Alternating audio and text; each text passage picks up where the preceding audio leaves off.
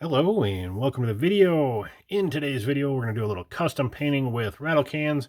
And what are we going to paint up? We're going to paint up Revell's 1956 Chevrolet Del Ray kit, at least the sheet metal parts like the body and the dash components in this episode. Yes, I did say some custom painting. What do I mean by that? I like 60s style custom paint jobs, and particularly Larry Watson style paint jobs with his panels and outline work. I think it's very simple but effective. They scream 1960s, and I think they transfer over well into the scale model world. Again, being simple and effective, it's a great way for you to introduce yourself into some custom painting as well. And we'll get into that more in the video. But again, we're going to do some custom painting with the spray cans. And the type of cans we're going to be using are the lacquer-based hobby grade paints, the Testors Extreme Lacquer in this case. You could also substitute in like the Tamiya Lacquers. They work great as well. I have prepped this body. I've kind of removed the mold lines, done some spot priming. Wet sand it was 600, then 1,000. That's where I like to start off with these lacquers. They bite in nicely without getting too much. If you want to prime your kits, by all means, go ahead and do it. I like to just kind of run with these lacquers. If anything kind of pops up, we can just wet sand the color coat and then re-top coat and use that first coat just as a primer anyways. So trying to keep the coats to a minimum, keep that detail up when using spray cans. You can take a quick look at the body. Again, remove the mold lines. You can see I've just kind of filled in some primer. We had just some slight sink marks, things like that. Again, wet sand was 600, then 1,000. Get a nice smooth finish. Again, just a little bit to bite in, and we'll be good to go. These hobby grades aren't too hot as long as you don't put them on too heavy. All the parts have been prepped, and the colors we're going to use is the Extreme Lacquer. This is the Inca Gold. Again, a great 60s color. Has a little bit of gold flake in there as well. And to pair up with the gold, we're going to be running the Blazing Black. I was going to use just a solid black, but I figured why not? Let's run some kind of flaky black. It is a custom paint job, so let's have some fun.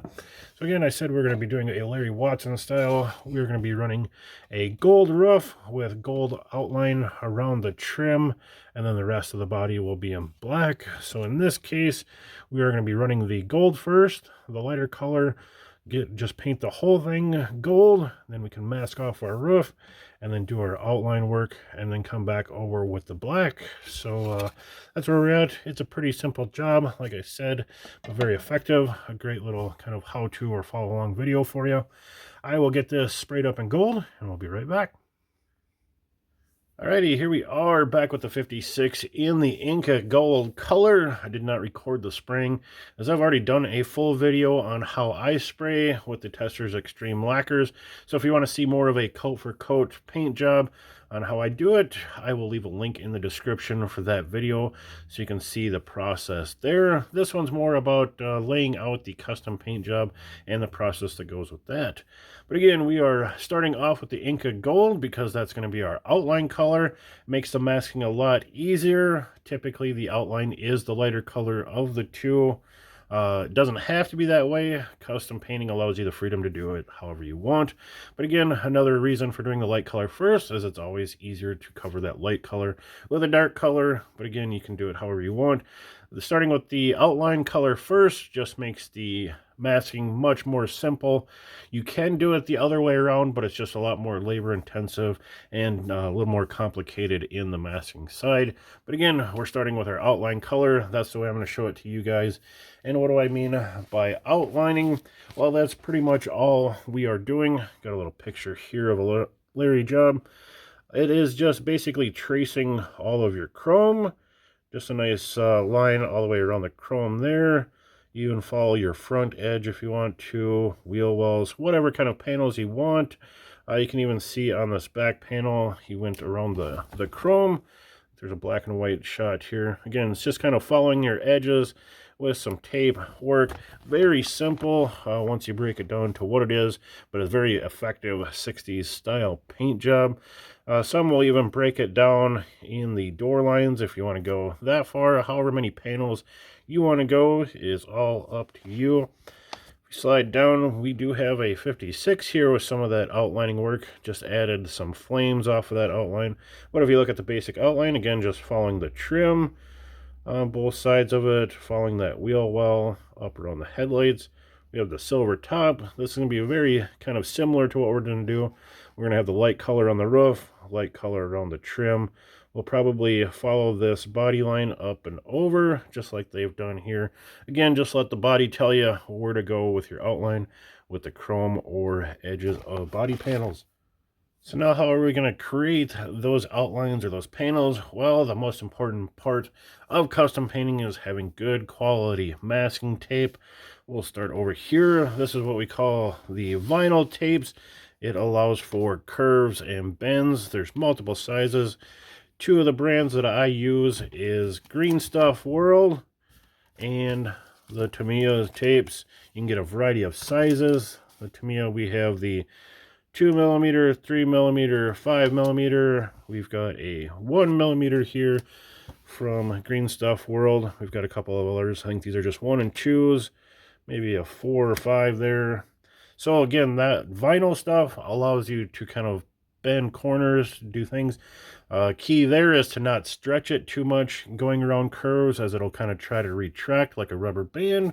But again, just let it flow. It will flex and bend around the curves. But if you're looking for a straight line masking, again, Tamiya has a wonderful line of very thin kind of paper-like masking tapes.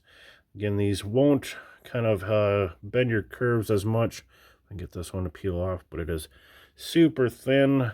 You can basically see through it. It is so thin, but it's ultra low tech, and being so thin, you're not going to get a big paint edge. So again, they're very good. Just don't hose your paint down, and you won't have to worry about bleed through with these paints. Best thing I have found for doing any kind of scale model work. Again, you can find the paper style in like 1, 2, 3mm. You can get up into the bigger stuff. I think this one's like a 6mm. You got a 10mm, 18mm. You can get them in these dispensers. You can also get refills for the dispensers, again, or the dispenser with the tape already in it. Again, saves you a couple bucks with the refill. Again, very vital in doing quality custom paint jobs. I know a lot of people try to use regular masking paint for like house paint. We do have, you know, some of your basic old blue tape. I use this just for kind of filling in bulk areas, but I will never use this for a paint edge. You'll get kind of a rougher edge, maybe even a chance for bleed through, where these other tapes, you can really kind of work them down and have to worry about nothing getting underneath of them. So again, now that we're covering the tapes, I think we can just start laying out our lines. I'm going to get a couple lines on there and then maybe do a couple on camera for you. And then we'll move on from there. Let me reset. Okay, here we are after a little masking session. We've got about 3/4 of it done. We got the sides, the top, hood. We left this side. Maybe we'll just do this trim real quick on camera just to show you how simple it really is. Starting on the roof. Again, we're doing the roof panel as the gold. You could have probably just run your tape off the ends if you wanted to, but to avoid any kind of masking lines, we followed that chrome all the way around the roof, even though there is kind of some pretty noticeable mold or seam lines here from the casting process or molding process. But again, got the roof panel done. Another thing you could have done is followed this chrome all the way around and done kind of a top half and bottom half separation if you wanted. Left this all gold or white or whatever color you're doing. Again, it's always up to the artist's choice in custom painting, but I think having black down here to let that chrome pop a little bit more, not get too overdone with the yellow. Then we moved on to doing the side chrome. Again, just one stripe along the top, one stripe along the bottom. Again, same with that, and then filled in with some of the paper tape. Moved on to the wheel wells. Again, just following body lines. As you can see, it kind of, as the light hits it, showing off those body lines. This front, it does kind of blend up into this chrome. So just like that 1-to-1, we're going to run it right up and over the fender. Again, just let the body tell you where to go with your outline work. So give you kind of an idea of what is going to be chrome, just or the gold. Then the hood coming across the front. Give you a little look just so you can see a little bit of yellow across the front. Then this hood kind of has a little goofy molding for the hood ornament. So we just kind of turn that shape into like a teardrop or a spear look. I think that'll be pretty good. Again, that'll be pretty sharp. We could run it back into the cowl, but that's such a rough body area that it'll be hard to get clean lines anyways. But I think we got a pretty good look going on here. So let's see if we can do one of these lines on camera. Might be a little awkward, kind of working out in front of me, but again, it is literally just tracing with masking tape. Come up under that edge and just let the natural chrome lines guide you.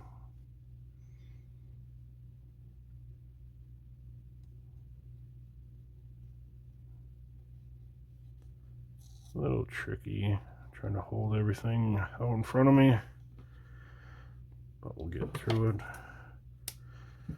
Snip that off, and then a lot of times I do kind of come back the other way to clean up some runs. I don't know if you're right-handed or left-handed.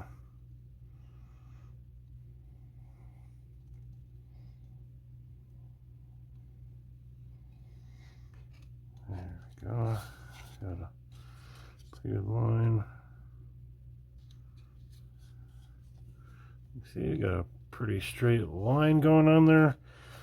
Some might think that you'd want to kind of bridge that, but it's always best to follow that line so you're getting a nice consistent top or bottom instead of just trying to cover up that chrome with one piece. You can kind of wander around along that chrome, so going exactly the same on both sides will give you a much nicer, cleaner look. But I think you guys get the idea. It is simply just tracing. So let me get this finished up. I'll give you one quick look at it again before paint, and then we're off to paint. Alrighty, here we are, all masked up and ready to go. Again, just a quick look, show you what we did. Again, followed the chrome on the sides, followed the body lines on the wheel wells, wrapped it up over the hood. Across the hood, we got the spear. We did decide to run it back into that cowl. Duplication of the other side. Always make sure that your tape is good and sealed down.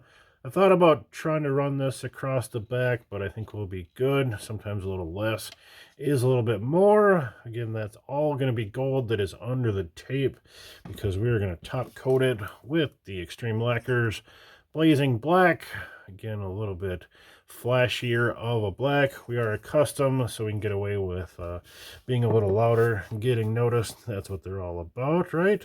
So let's get this down to the booth and get to spraying.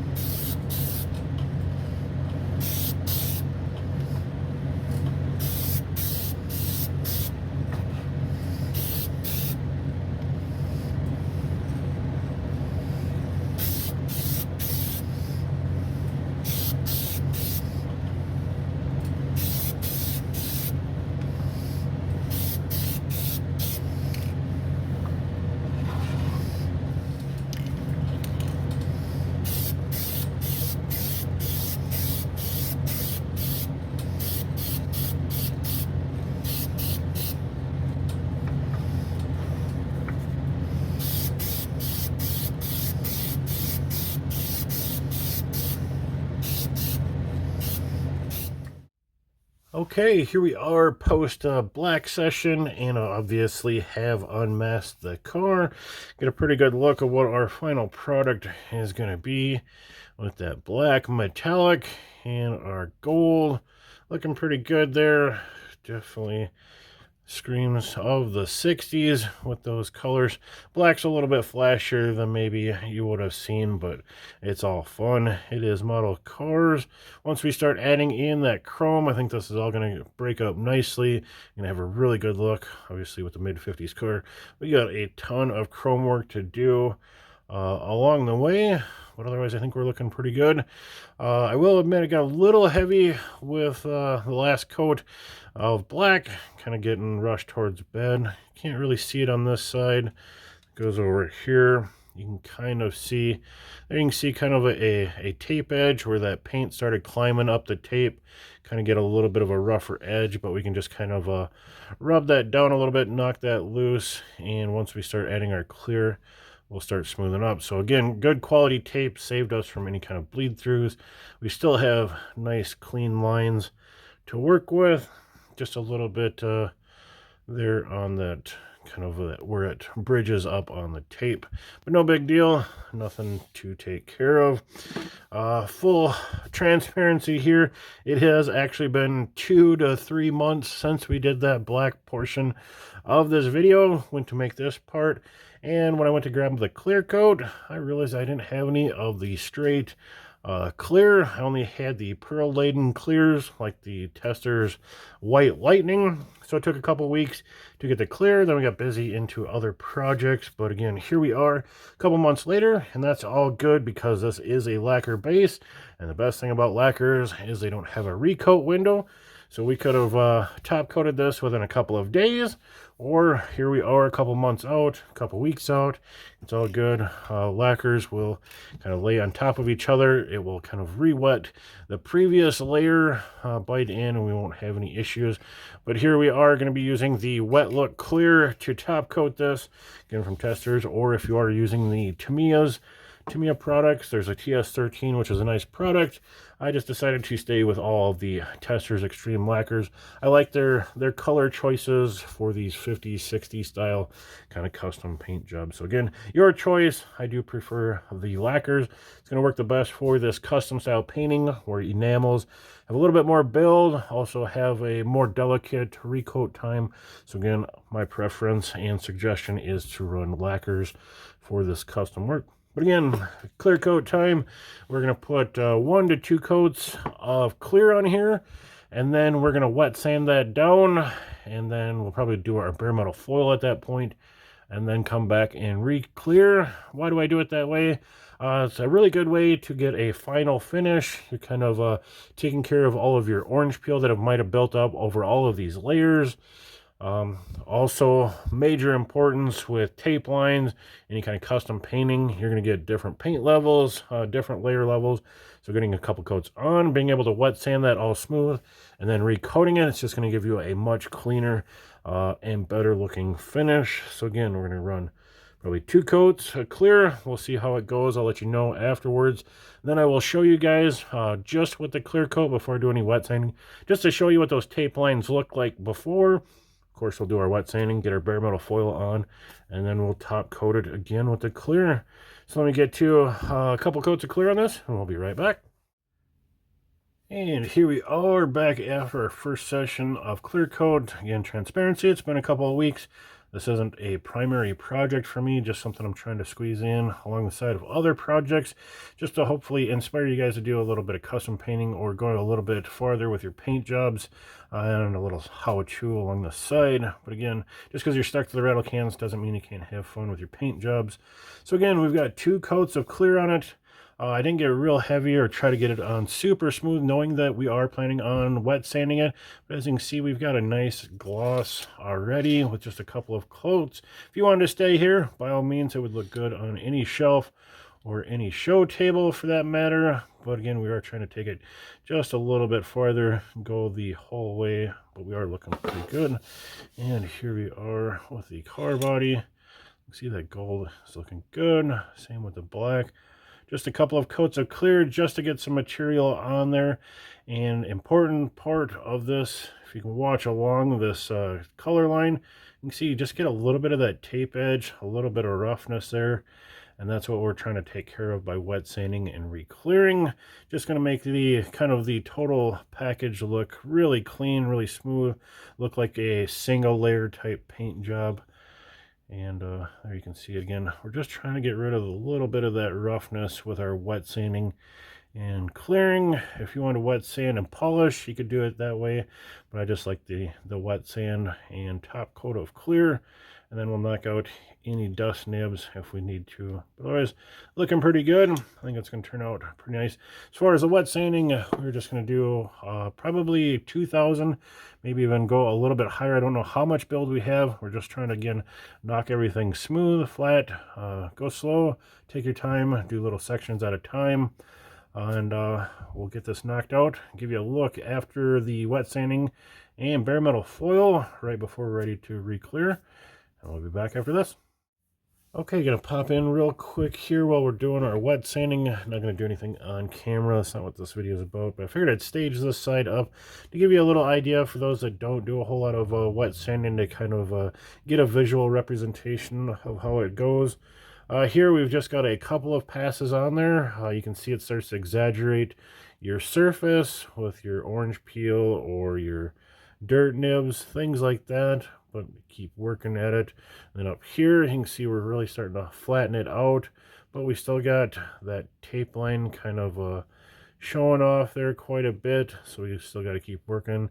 And then we work until this phase here where it's all one consistent kind of a uniform finish. I'm doing all my wet sanding with 2000 grit, so just kind of do a little bit of sanding, you know, wipe it clean, check your work, wet sand, check your work, and just keep slowly working away at it so you're not burning through. But again, until we work this out, got rid of that tape line, we've got a nice consistent finish to top coat with our clear. Or if you are one to polish, you know, you can get to this stage, polish it up, and you're going to get a nice flat smooth finish for your model. So I figured I'd just show that to you guys, give you guys a nice visual representation of the stages of wet sanding. So with that, I'm going to continue at this and get some bare metal foil on it.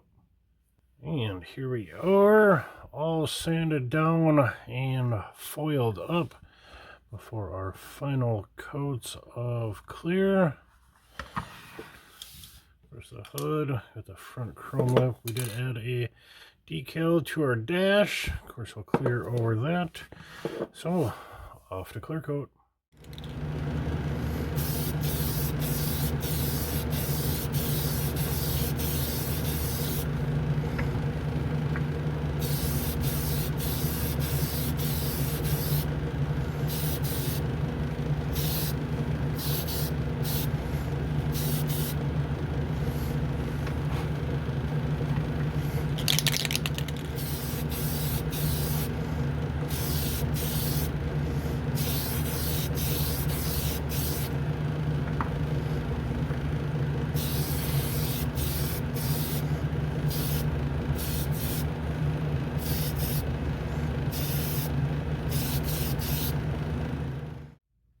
And here we are, all wrapped up with the clear coat. It's been a couple of days to flash off, and if we're done with the clear coat, that means we are done with this paint job. I think it turned out really well. I did leave a clip of the clear coat in there because I started off with a medium light coat, go across the body, jump right back over with another medium light coat to kind of create that first medium to medium wet coat, but a few moments to allow some solvents, propellants, and all that to get out of the way.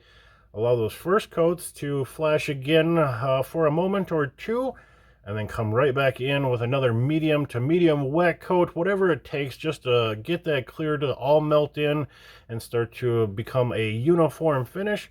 Since we had a nice flat wet sanded finish to start with, once you get it to flow, it kind of flows back into that nice flat finish. Those few moments of flash time allows those solvents and propellants to get out of the way, so you don't have to worry about solvent popping or like those propellant bubbles that build up, or just any kind of general runs and sags from just putting on kind of that first wet heavy coat, trying to get it all to flow out in one shot. Again, let it build up slowly into a kind of a nice wet coat to flow out. So how does it turn out? I think it turned out fantastic. Here's a look at the hood. Got a nice high gloss finish, pretty flat finish. You can see me in the camera on the finish coat. We got a couple of dirt nibs in there. No biggie to wet sand and polish out. Body turned out the same way. Absolutely love that Inca gold finish under some clear coat. Just has a great gold kind of glow tone. You can see we've got a nice reflective black down the sides. Again, nice uniform finish going around. Again, high gloss. Everything turned out really well. Got rid of our tape lines so that they're not jumping out at you and being distracting. You just kind of can enjoy the whole paint job without distraction. So there, the paint job, the technique all turned out well. I did have a small boo-boo. Just fighting with bare metal foil, having a lot of splits, redoing it a bunch of times. I just kind of got frustrated with it, and I decided to try to touch up some splits and cracks in the chrome, just not even thinking about using a solvent lacquer to come back over the top of it. They ended up leaching out of those cracks into the clear coat, so that's pretty unfortunate. It is between layers of clear coat, so possibly I can wet sand down before I hit any kind of color, get those out of the way. But if nothing else, I think we ended up with a really nice video out of this body if we do end up scrapping it. Give you a quick look, of course, at the dash. I think that pinstripe looks good, again, to match our theme of a custom. And again, this one is just for the rattle can people. We all know that an airbrush allows a lot more kind of finesse and control with your paint. I'm well versed in custom painting with an airbrush. It definitely opens up a lot more doors if you can get into an airbrush. But as you see here in this video, it does show that you can still have some fun with rattle cans. It doesn't have to be just a single color, and you can also end up with an excellent finish overall. If you want to take away the technique of just wet sanding in between your clear coats to kind of heighten that overall finish at the end. Whatever you got out of this, whether it's inspiration, a little bit of knowledge, or just entertainment, I hope you got something from it. And with that, we'll see you next time.